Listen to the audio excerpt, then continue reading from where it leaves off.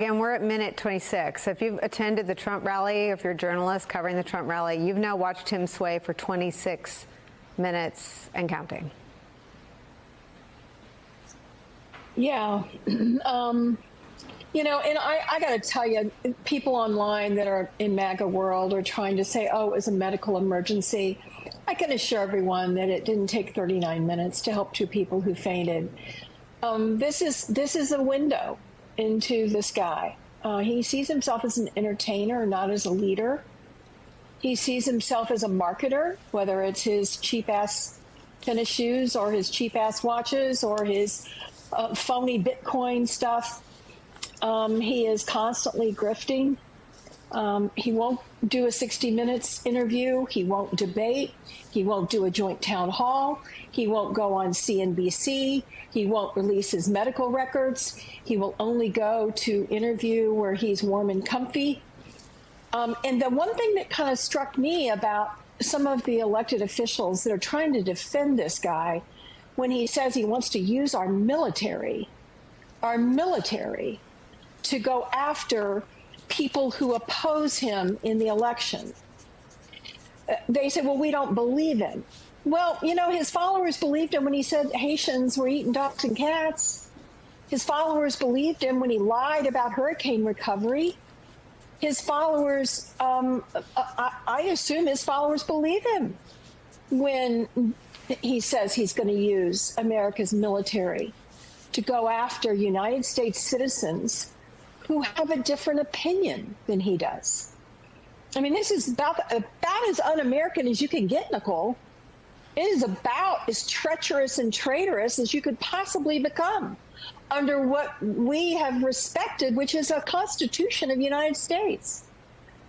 You know, the idea that they believe him when he says this fanciful BS, and then they say, well, he doesn't really mean it when he says the really scary stuff.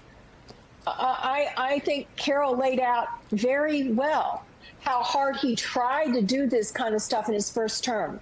But the people around him stopped him, and he will not make that mistake again. He will not have anybody around him to stop him in a second term, period. Claire, I want to ask you to deal with something that I think is a brilliant tactic. Vice President Kamala Harris playing the clips of Trump, and it's consistent. I mean, she meant what she said in the debate when she invited that massive television audience to watch his rallies. And I think the reason she had to resort to playing the clips is because not everyone is broadcasting his rallies. We're playing the whole thing because I'm not sure where else it was available in its entirety.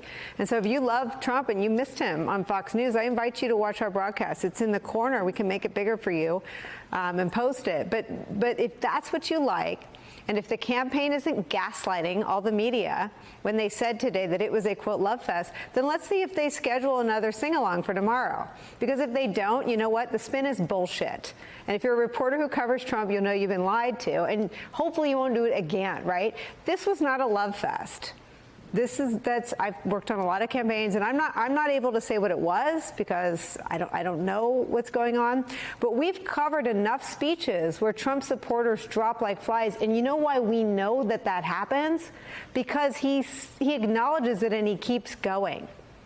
So this couldn't have been the first time Trump saw people in his crowd faint and decide to do something different. People pass out in his crowds all the time. Von Hilliard, who's been at events in Las Vegas where it was dangerously hot, reported that he just sort of barreled on. And he's talked about in Iowa on the trail, being indifferent to whether his supporters live or die. He just wants them to vote. So I want you, Claire, to just tell me where you see the clarity that the vice president is trying to bring to the choice, both by tweeting about this event, which, again, we saw it on her feed. We went and looked at the whole tape. We're only at 30 minutes. There are 10 more minutes of Trump standing silently next to the self-described dog killer, swaying to his playlist. This goes on for 10 more minutes, while Vice President Harris is making sure that the press and the people at her rallies see what he's saying about using the military against American citizens. Yeah, well, she means it when she says go listen to his rallies. And if you have somebody in your circle of friends or acquaintances that you believe might be undecided or might be persuadable, help them find one of his rallies on TV. help them get, I mean, there are places you can get them because there's these fringy right-wing networks that cover every word he says ad nauseum. You can find them. Yeah. Yeah. Well, we typically don't take the whole thing because we don't typically think you should take someone writ large when they're lying every other sentence. So we don't take them the whole thing. But if you watch one from beginning to end, it's unsettling. And if you were an undecided voter, I think you'd find it unsettling.